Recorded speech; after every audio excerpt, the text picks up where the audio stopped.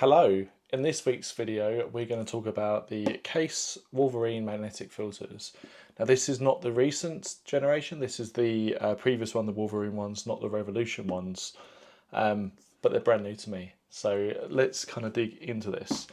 So before I kind of go into a little bit around what's in the box, what you get and bits and pieces, I guess in this video I want to talk a little bit about why I moved to Kase, previous filters. I'm then going to talk a little bit about the filters I use the most. So the two filters that I use all the time are my CPL and my 10-stop filter. I use the others like my 3-stop, 6-stop, but nowhere near as much. So it's my CPL for woodlands and other bits of photography that I use the most, and my 10-stop for those long exposures. So they're the two I'm going to really focus on in this video. So let's talk a little bit about the lens itself, and then we'll go out into the field, do some CPL shots, review the footage or review the images, and then we'll go and do the same for the 10-stop. I hope you enjoy.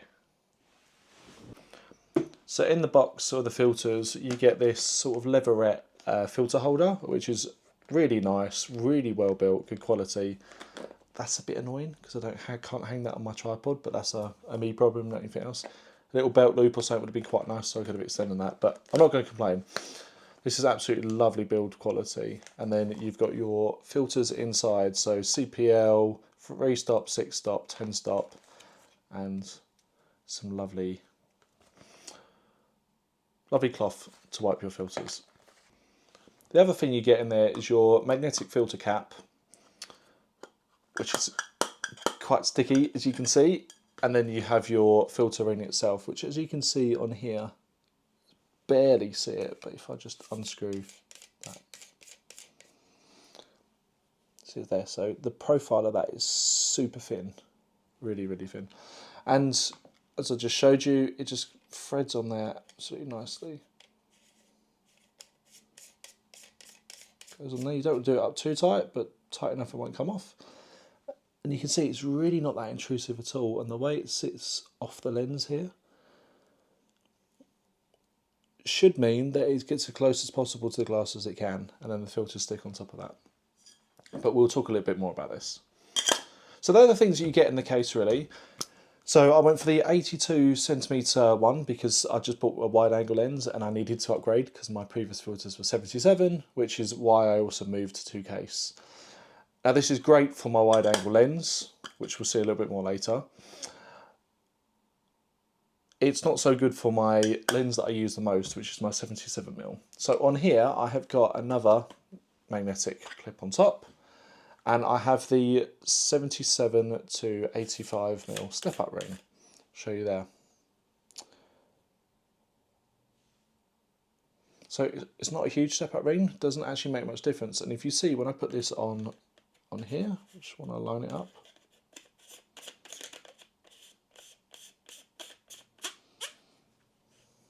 Bit of a squeak for good measure. You can see it doesn't really come, what am I trying to say? It's not very intrusive on the lens. It's not like a massive step-up ring where you've got a big gap between that. Unfortunately, I can't put my lens hood on with this on. That's the only problem with this step-up ring. But beyond that, I think it's really good. And you can see it does sit a bit further away from the lens here. But I guess we'll go and find out if that actually makes much of an issue or not. So that's essentially, I got that in the box and I bought the additional step-up ring. Going on to the filters themselves, they come already in the lovely packaging, each one. As you take them out, you can see on the CPL, difference that's making already. Yeah, and they're very thin. They're very nice filters. And if I show you on my wide angle lens, it sits on there very nicely. And it doesn't actually sit that far off the lens at all, which is my biggest fear. So on that note, let's go into the field. Let's use the CPL in the woodlands, because that's going to give us the best opportunity to know about reflections and how the polarizer works. And you can tell me in the comments below what you think.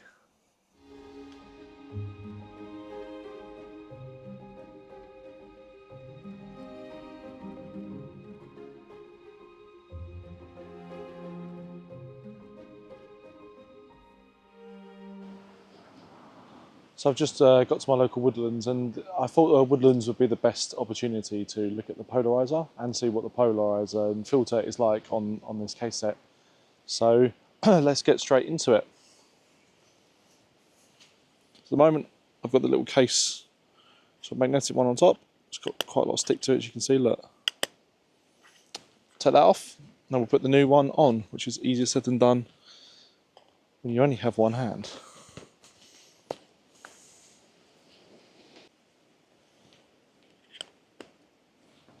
Easy as that.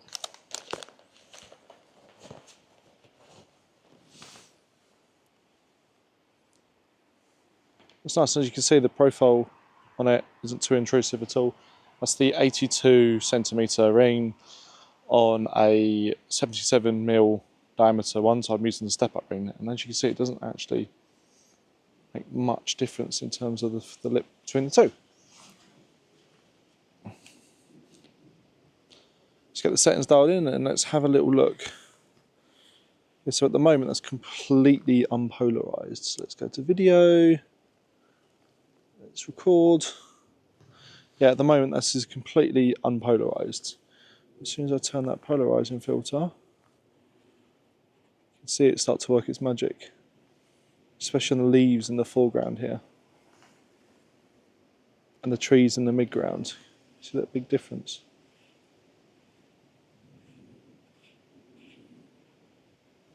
Yeah, really good. So let's take a few photos. I'll put them on screen now, and you can let me know what you think on the polarizer. I'm going to take a few different shots. I'll show a few different photos in the same woodlands, and you can see what you think. But I think this polarizer is really good. I'm really happy with this.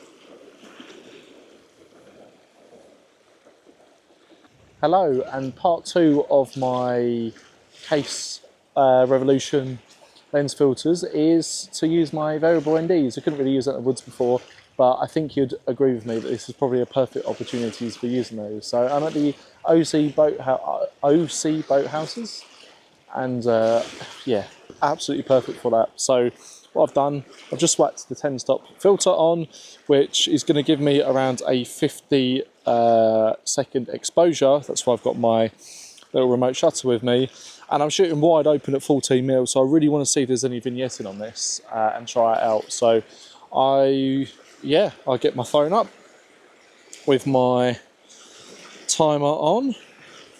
I'll get this all set up to ready to focus on the back button, and then let's do this for 50 seconds. Let's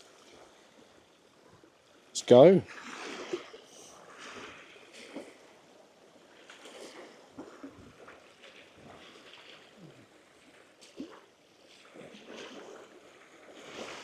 Look at the streaky sky. I think 50 seconds should be plenty to be getting some of that movement. It's about 15-mile-an-hour winds today. Probably, hopefully, can't hear it because the mic is that good. But yeah, that composition there, just for the sky, is incredible. How long we got left? 14, 11 seconds.